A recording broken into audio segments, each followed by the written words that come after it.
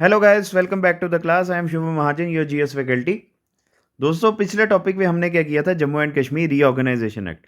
तो आज की जो वीडियो है उसी की कंटिन्यूएशन है, क्योंकि Jammu and Kashmir reorganisation act के आज हम क्या करेंगे, एमसीक्यूज करेंगे। और फिर आपकी ये एक जो टॉपिक है जीएस का, जो हमारे जेके, एसएसबी, वीएलडब्ल्यू या और किसी एग्जाम में पूछा जाता है, वो पूरी तरह से खत्म हो जाएगा। चलिए फिर आज करते हैं। टोटल अगर बोला जाए कि इसकी स्ट्रेंथ रहेगी 30 क्वेश्चंस की, और अगर हमें नए मिलेंगे तो और क्वेश्चंस आपको ज़रूर करवाए जाएंगे। और एक दो क्वेश्चंस जो या फैक्ट्स हैं जो हमने पिछली वीडियो में नहीं किए, वो इन एमसीक्यू से कवर हो जाएंगे पूरी तरह से। देखिए, पहला क्वेश्चन क्या है? When was the first legislature of Jammu and Kashmir established? Jammu and Kashmir का जो सबसे पहला लेजिस्लेचर था, कब बना गया था? और एक चीज़ आपको मैं बता दूं, the first legislature of Jammu and Kashmir at the time was called Praja सभा।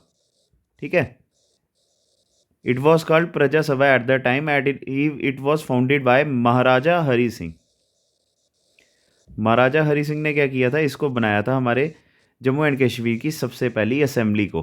तो वो कौन सा ईयर था जब हमारा सबसे पहला लेजिस्लेचर बना था? That was the year of 1934। ठीक है, which was found by Maharaja Hari Singh.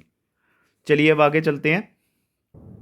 और आगे चलने से पहले मैं आपको एक और चीज़ बना दूं। जब हमारी प्रजा सभा बनी थी 1934 में, उस समय उसमें थे 75 मेंबर्स। ठीक है, 75 मेंबर्स थे जो महाराजा हरि सिंह ने वहाँ पे फॉर्मुलेट किए थे, जिसमें से 12 लोग थे ऑफिशियल्स। ठीक है, 12 मेंबर्स थे ऑफिशियल्स, और 33 क्या थे? Elected members. 33 word elected members, जिनके ऊपर इलेक्शंस किए जाते थे। और आते हैं 30 नॉमिनेटेड मेंबर्स। तो ये चीज़ आपने याद रखनी है, बड़ा ही इंपॉर्टेंट है, क्या पता पूछा जाए। ठीक है, ये आर्टिकल 370 या उसके ऊपर नहीं है, बट ये उससे भी पहले का है, क्योंकि लेजिस्लेटिव असेंबली तो हमारी अभी भी है ना, लेजिस्लेचर हमारा अभी भी है, तो उसके ऊपर ये नॉन ऑफिशियली अगर क्वेश्चन पूछा जाए तो आपको ये याद होना चाहिए। और ये चीज़ करने से पहले आपको एक और चीज़ बता दूं मैं, इसकी आप स्क्रीनशॉट ले लीजिएगा। जब हमारे सबसे पहले election, first elections of the Jammu and Kashmir, first legislative elections कब हुए थे उसके बारे में बात करते हैं। वो कौन सी डेट आएगी? दे वर हेल्ड ऑन 3 सितंबर 1934। ठीक है, तो आपको 4 फैक्ट्स पता चल गए एक ही एमसीक्यू से। तो इसका क्या आंसर आएगा? Question option number B, 1934। चलिए second question. Who was the first speaker of the Jammu and Kashmir legislative assembly? बड़ा आसान क्वेश्चन है, तो इसका ऑप्शन नंबर बी आंसर आएगा, गुलाम रसूल रेंजो। ठीक है, Ghulam Rasool Renzo was the first speaker of the Jammu and Kashmir legislative assembly. तो इसका ऑप्शन नंबर बी जो है आंसर है। चलिए अब थर्ड क्वेश्चन के ऊपर चलते हैं। अभी आएगा हमारे जेके रीऑर्गेनाइजेशन बिल के ऊपर। On which date the J and K reorganisation bill was discussed in the Rajya Sabha? क्या वो 15 अगस्त 2019 था? नहीं आएगा। 9 अगस्त 2019 नहीं आएगा। तो इसका ऑप्शन नंबर बी आएगा, 5 अगस्त 2019, as it was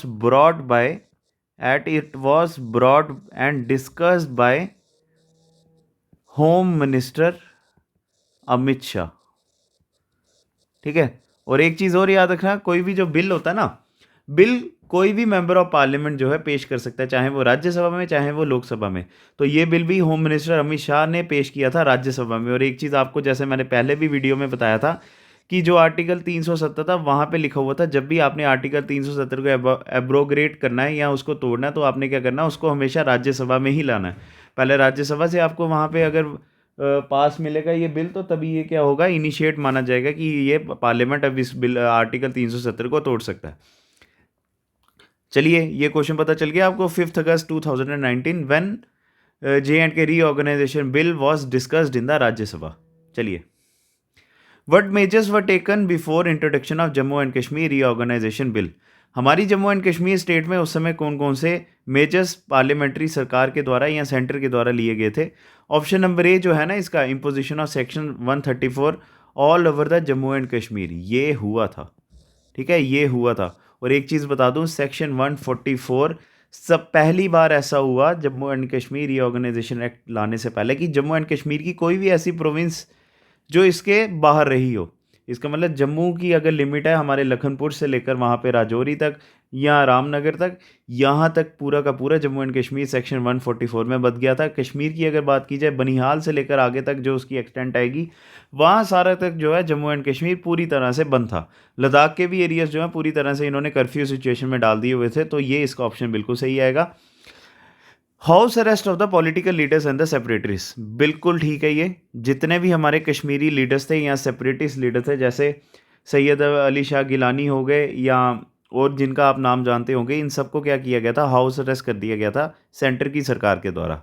तो थर्ड ऑप्शन है इसका 35,000 paramilitary troops deployed to the Indian administered Kashmir, ये भी बिल्कुल ठीक आएगा।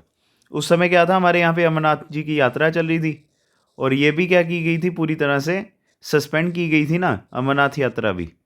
तो ये सब किया गया, तो उस समय बताया गया था कि हम जो ये फोर्सेस लगा रहे हैं, ये क्यों लगा रहे हैं, क्योंकि हमारे यहाँ पे आतंकी खतरा है। तो ये भी बिल्कुल ठीक है, तो इसका ऑप्शन नंबर डी आएगा, ऑल ऑफ द अबव। ठीक है, option number D will be the answer for question number and fourth. चलिए, Jammu and Kashmir state stands bifurcated into union territories after introducing the reorganisation bill. अब बताइए कितनी UT सब जो है Jammu and Kashmir reorganisation bill के ऊपर आ गई हैं, तो इसका ऑप्शन नंबर ए आएगा 2 union territories. Jammu and Kashmir state की अगर बात की जाए, इसको बाइफरकेट कर दिया गया ना अब। एक आएगा यूटी ऑफ लद्दाख, एक आएगा UT of Jammu and Kashmir. UT of Ladakh without legislature and UT of Jammu and Kashmir with legislature. तो इसका ऑप्शन नंबर ए आंसर आएगा। लेजिस्लेचर का मतलब जहाँ पे इलेक्शंस वगैरह होंगे, एमएलए सभी भी चुने जाएंगे। लद्दाख में जबकि जो है कोई भी तरह का एमएलए नहीं चुना जाएगा। It will be under the direct control of centre, but Jammu and Kashmir will be the indirect control of centre through lieutenant governor and representative of the union territories like MLA, MPs and CM. चलिए, 6th question, which union territory will have legislative assembly after bifurcation of Jammu and Kashmir state. इसका answer आपको बता दिया हुआ है, Jammu and Kashmir. Jammu और कश्मीर को एक साथ रखा हुआ है और Jammu and Kashmir state union territory वो है जिसके यहाँ पे क्या होगा, अभी भी यूनियन टेरिटरी लेजिस्लेटिव असेंबली रहेगी। और एक चीज़ बता दूं, there will be no legislative council, there will be no legislative council in J&K। इसका मतलब अपर हाउस पूरी तरह से एबॉलिश्ड है। चलिए, अपर हाउस पूरी तरह से क्या हो गया था, एबॉलिश हो गया था। The article 370 of the constitution came into force on. बताइए इसका क्या आंसर आएगा। ये चीज़ करने से पहले मैं आपको एक चीज़ बता दूं, एक क्वेश्चन आएगा अगर एग्जाम में कभी, तो उसका क्या आंसर होना चाहिए, इस article 370 original part of constitution. ठीक है, इस article 370 original part of constitution, बताइए इसका क्या आंसर होना चाहिए। तो इसका आएगा यस, क्योंकि जब हमारा कॉन्स्टिट्यूशन बन के तैयार हो गया था 26 नवंबर 1949 और जब पूरे देश में लागू हुआ था 26 जनवरी 1950, उस समय आर्टिकल 370 था हमारे कॉन्स्टिट्यूशन के बीच में। तो इस हिसाब से इसका क्या आंसर आएगा, ऑप्शन नंबर डी 1949। ठीक है, 1949 को हमारा आर्टिकल नंबर 370 जो है लाया गया था इंडियन कॉन्स्टिट्यूशन के बीच में, तभी ये क्या है, हमारे कॉन्स्टिट्यूशन का ओरिजिनल पार्ट है। चलिए अब 8th क्वेश्चन के ऊपर चलते हैं।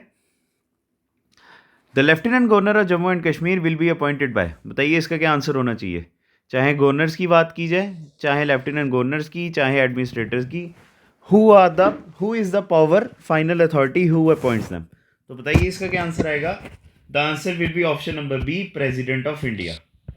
अब अगर आपको पता होगा प्रेसिडेंट की पावर्स में क्या होता है, he is the administrator of union territories, but indirectly उनको कौन एडमिनिस्टर करते हैं, लेफ्टिनेंट गवर्नर्स करते हैं, या स्टेट्स को कौन करते हैं, गवर्नर्स। तो इसका ऑप्शन नंबर बी ही हमेशा आएगा, president of India.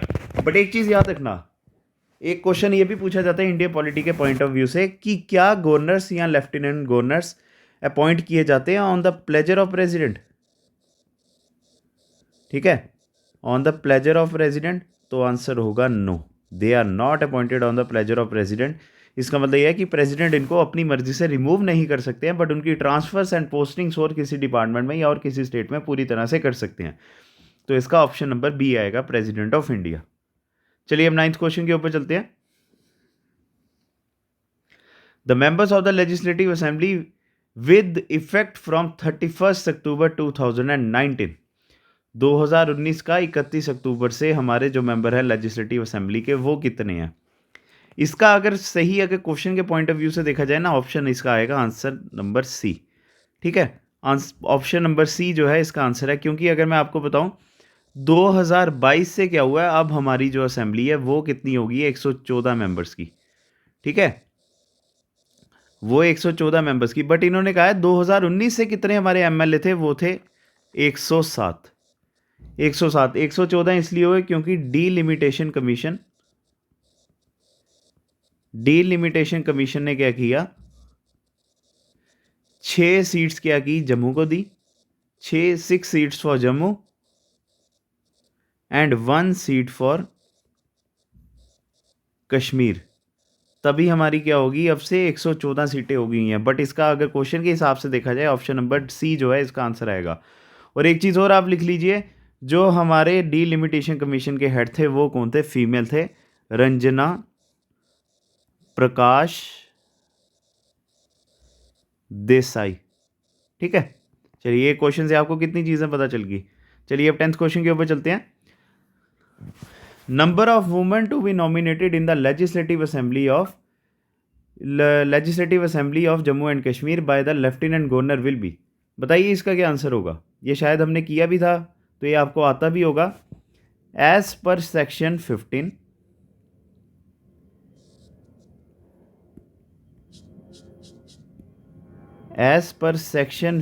of the Jammu and Kashmir Reorganization Act, there shall be 2 women representative। ठीक है, 2 women representative in the Assembly of Jammu and Kashmir and will be nominated by Lieutenant Governor if he found out that there are not any representative of women adequately in the Legislative Assembly। तो इसका क्या मतलब हुआ, section 15 क्या कहता है, हमेशा lieutenant governor क्या करेंगे, वहाँ पे 2 वुमेन रिप्रेजेंटेटिव अपनी पावर्स को यूज़ करके रख सकते हैं जब उनको लगेगा कि यहाँ पे वुमेन कोई नॉमिनेशन है ही नहीं है, कोई रिप्रेजेंटेटिव वहाँ पे नहीं आया। तो इसका ऑप्शन नंबर सी जो है आंसर आएगा। ठीक है, चलिए अब आगे चलते हैं। The Lok Sabha member who was not present in the house during the bill regarding reorganisation of the Jammu and Kashmir. बताइए इसका क्या आंसर होगा। Which member was not present in the Lok Sabha when Jammu and Kashmir reorganization bill was discussed in the Lok Sabha? बताइए, इसका आएगा option number ए, doctor Farooq Abdullah. क्यों आएंगे, क्योंकि राहुल गांधी की अगर बात की जाए, he was a member of parliament, या लोकसभा के मेंबर थे वो वायनाड से। ठीक है, वायनाड से थे ना वो, चाहे इन्होंने बिल के ऊपर अपनी मंजूरी नहीं दी बट फिर भी ये वहाँ पे प्रेजेंट थे ना। जम्मू एंड कश्मीर के जो रिप्रेजेंटेटिव थे जम्मू पुंछ से जो थे वो कौन थे, बीजेपी के member doctor jiggle Kishore Sharma. और उसके बाद कठुआ के जो मेंबर थे वो कौन थे, डॉक्टर जितेंद्र सिंह, ये भी वहाँ पे प्रेजेंट थे। तो इसका ऑप्शन नंबर ए जो है आंसर आएगा, doctor Farooq Abdullah. He was not a member of parliament at that time, तभी ये वहाँ पे प्रेजेंट भी नहीं थे। ठीक है, चलिए अब आगे।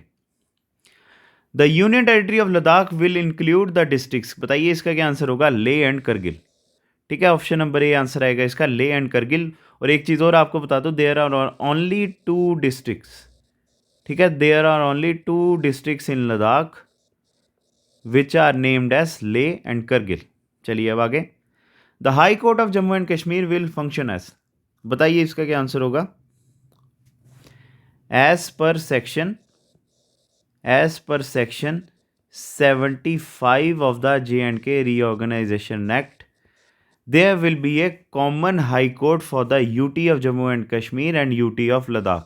तो इसका ऑप्शन नंबर सी आंसर आएगा कि high court of Jammu and Kashmir अब से क्या होगी, कॉमन होगी।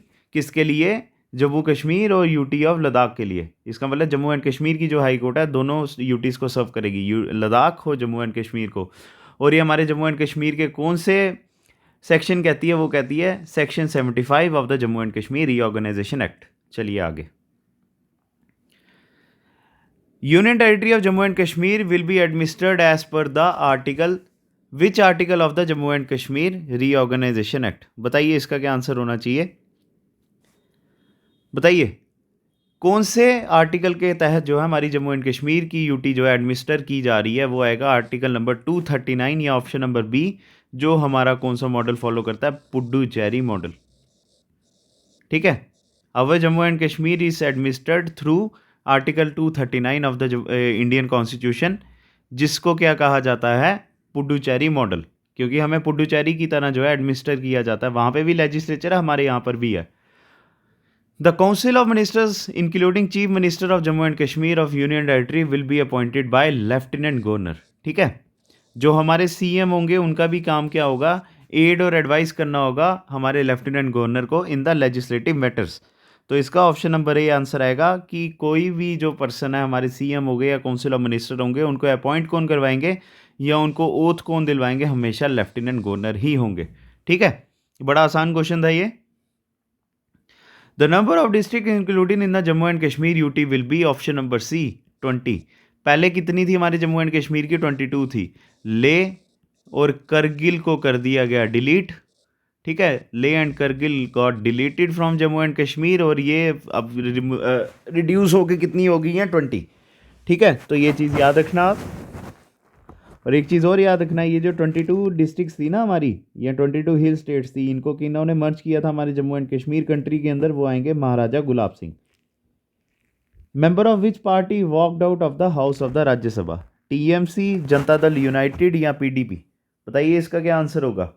इसका आएगा ऑप्शन नंबर सी, पीडीपी। ठीक है, इसका ऑप्शन नंबर सी आएगा पीडीपी, क्योंकि पीडीपी के मेंबर उस समय क्या थे, हमारे राज्यसभा में मेंबर थे वो, और इनका नाम क्या थे, नाजिर अहमद लावे, नाजिर अहमद लावे, और दूसरे कौन थे, Mir Mohammad Fayaz. These two persons were the representative of Jammu and Kashmir in the Rajya Sabha and they opposed the bill। और तभी इन्होंने क्या किया था, वॉकआउट कर दिया था राज्यसभा में से। चलिए अब आगे, ये चीज़ की आप स्क्रीनशॉट ले लेना। How many members in the Rajya Sabha voted in the favour of Jammu and Kashmir reorganisation bill, वो आएगा 125 मेंबर्स। राज्यसभा में 125 लोगों ने जो है इसके फेवर में वोट किया था कि हाँ भाई, जम्मू एंड कश्मीर का जो आर्टिकल नंबर 370 है या स्पेशल स्टेटस है, ये टूटना ज़रूर चाहिए। अब बात करते हैं कितने मेंबर्स ने इसके अगेंस्ट वोट किया था, वो आएंगे option number C, 61 members. 61 members of the Rajya Sabha at that time voted against the Jammu and Kashmir Reorganization Act। चलिए आगे, number of member of parliament या लोकसभा। ठीक है, number of members of parliament और Lok Sabha who voted in the favour of Jammu and Kashmir reorganisation act was, एक चीज़ याद रखना, कौन से आर्टिकल को तोड़ना था, आर्टिकल 370 तोड़ना था ना, आर्टिकल 370 ही तोड़ना था। और लोकसभा की बात की जाए, 370 लोगों ने ही इसके फेवर में वोट किया था, ये चीज़ याद रखना आप। 370 लोगों ने ही इसके फेवर में वोट किया था। और एक चीज़ आपको बता दूं, उस समय लोकसभा की स्ट्रेंथ कितनी थी, कितने लोग वहाँ पे प्रेजेंट थे, वो थे 444। 4 पर्सनस ने क्या किया था, वहाँ से नो डिसीजन, किसी भी तरह का डिसीजन नहीं लिया, बिल को उन्होंने अपने आगे जब पेश हुआ तो उसको साइड में कर दिया उन्होंने। ठीक है, और कितने लोगों ने इसके अगेंस्ट वोट किया था, वो आएंगे 70 मेंबर्स। ठीक है, ऑप्शन नंबर डी आएगा इसका 70। चलिए अब आगे, number of members of parliament who voted against the Jammu and Kashmir reorganisation act was, option number D, 70 members.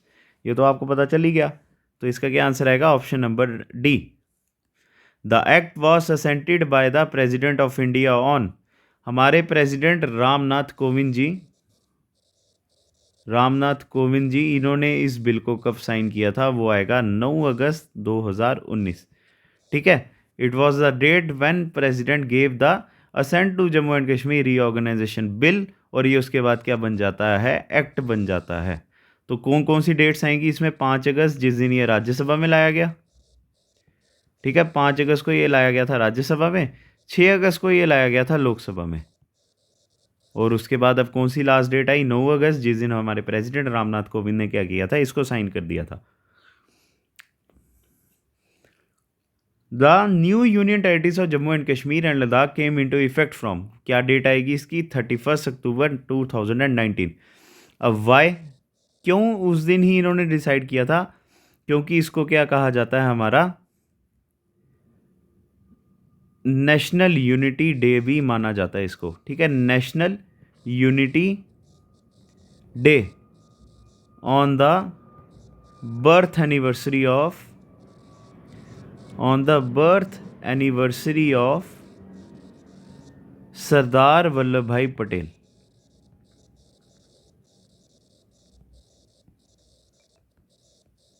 सरदार वल्लभ भाई पटेल वही पर्सन थे जिन्होंने क्या किया था, हमारे देश की अभी जितनी भी स्टेट्स हैं उनको अपने देश के अंदर जो है मर्ज करवाया था। खाली एक स्टेट उनसे रह गई थी, वो आता है जम्मू एंड कश्मीर। तो वो भी 2019 को सपना उनका पूरा हुआ था, और तभी हमने क्या किया, 31 अक्टूबर का दिन रखा, जिस दिन हमारी एक स्टेट जम्मू एंड कश्मीर टूट के 2 यूनियन टेरिटरीज में बन जाती है, लद्दाख और जम्मू एंड कश्मीर। ठीक है, चलें अब आगे। The union territory of Ladakh is similar to which model, वो आएगा Chandigarh model, which is administered at per article, बताइए कौन सा आर्टिकल आएगा, 240 ऑफ द इंडियन कॉन्स्टिट्यूशन। ठीक है, Chandigarh model is administered through 240 article which will the same for Ladakh, union territory of Ladakh. The union territory of Jammu and Kashmir is similar to Puducherry model, 239A article है ना इसका, तो ये पुडुचेरी मॉडल, जिसका मतलब आएगा विद लेजिस्लेचर, विद लेजिस्लेचर। चलिए अब आगे। The number of members of legislative assembly will increase to, इसका आंसर आएगा ऑप्शन नंबर बी, 114। इन्होंने बताया था जब जेके रीऑर्गेनाइजेशन एक्ट लाया गया था, तब इन्होंने कहा था the strength of the Jammu and Kashmir legislative assembly will be 107 which will be increase to 114 after delimitation. यही कहा था ना इन्होंने। तो डीलिमिटेशन होगी 2022 में, 2022 में होगी, तो अब हमारे एमएलए कितने आते हैं, 114, जिसमें से 24 कितने हैं पीओके वालों के लिए। ठीक है, उसमें से निकाल दो तो 90 हमारे किसके हो गए, जम्मू एंड कश्मीर के।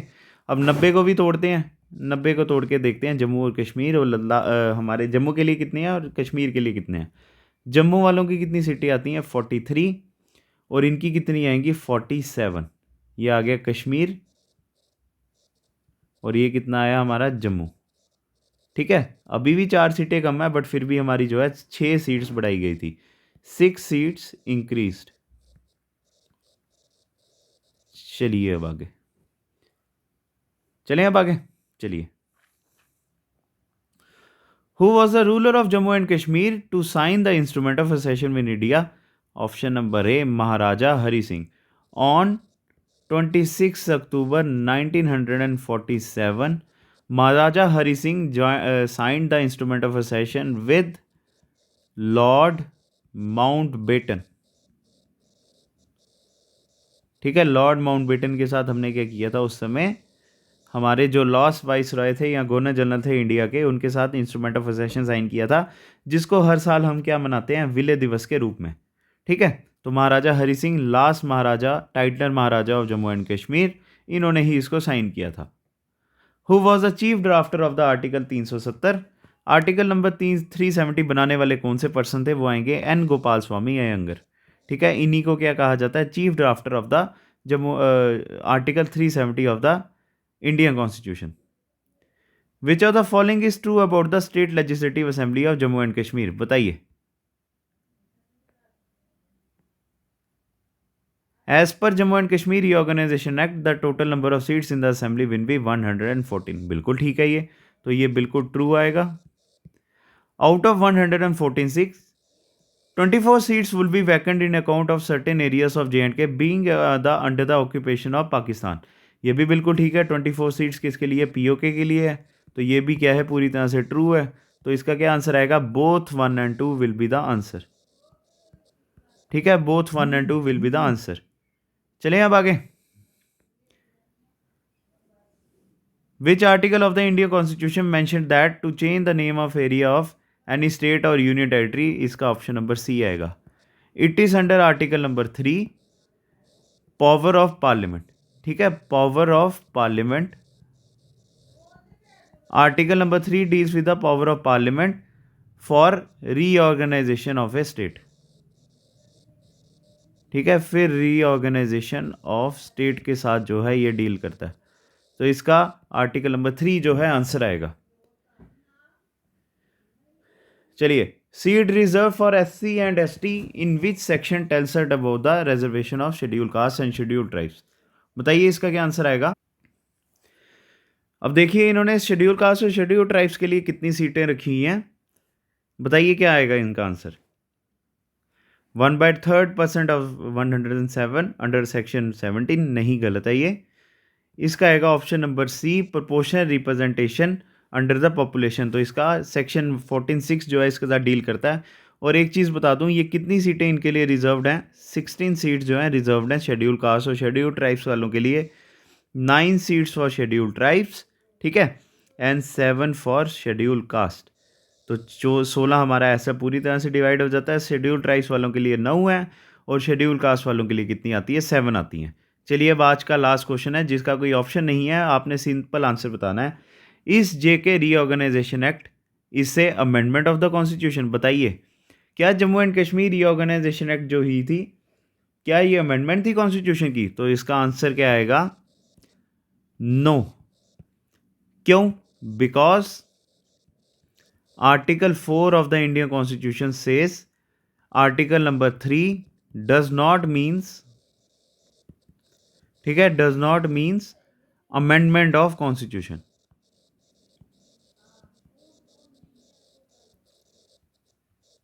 इसका क्या मीनिंग हुआ? आर्टिकल नंबर 4 खुद कहता है कि जब आर्टिकल नंबर 3 लाया जाता है ना किसी स्टेट की बाइफर्केशन के लिए या उसकी रीऑर्गेनाइजेशन करने के लिए, तो इसका मतलब ये नहीं है कि आप अमेंडमेंट कर रहे हो, आप सिंपल उसको पार्लियामेंट्री लेजिस्लेशन के द्वारा ख़त्म कर सकते हो। ठीक है, तो ये ऑर्डिनरी बिल की तरह भी लाया जा सकता है। तभी क्या है, जम्मू एंड कश्मीर का जो रीऑर्गेनाइजेशन एक्ट था ये अमेंडमेंट नहीं थी कॉन्स्टिट्यूशन की। ठीक है दोस्तों, इसी के साथ हमारे क्या होते हैं, ये आज के 30 क्वेश्चन जो हैं ख़त्म होते हैं। अब आपने क्या करना है, कमेंट सेक्शन पे ज़रूर बताना है कि क्या ये वीडियो आपके लिए बेनिफिशियल थी या नहीं थी। इस वीडियो को लाइक ज़रूर कीजिएगा। अगर आपने हमारा चैनल सब्सक्राइब नहीं किया हुआ तो सब्सक्राइब ज़रूर कीजिए। और अगर ये वीडियो आपको अच्छी लगी है, बेनिफिशियल लगी है, तो क्या कीजिए, अपने दोस्तों के साथ शेयर ज़रूर कीजिए, ठीक है, ताकि सबका बेनिफिट हो। और हमारे बेल आइकॉन को ज़रूर प्रेस कीजिएगा ताकि नए नए अपडेट्स आपको मिलते रहें। तो मिलते हैं दोस्तों नेक्स्ट वीडियो में आपके साथ। हमारा नेक्स्ट वीडियो क्या होगी, किसके ऊपर होगी, रिवॉल्ट ऑफ 1857 के ऊपर। ठीक है, रिवॉल्ट ऑफ 1857 के ऊपर होगी। और कमेंट सेक्शन पे ज़रूर बताना कि आपको हमारी वीडियो पसंद आई या नहीं आई। Thanks a lot guys, God bless you. पढ़ते रहिए आप और हमारे चैनल के साथ बने रहिए। Thank you.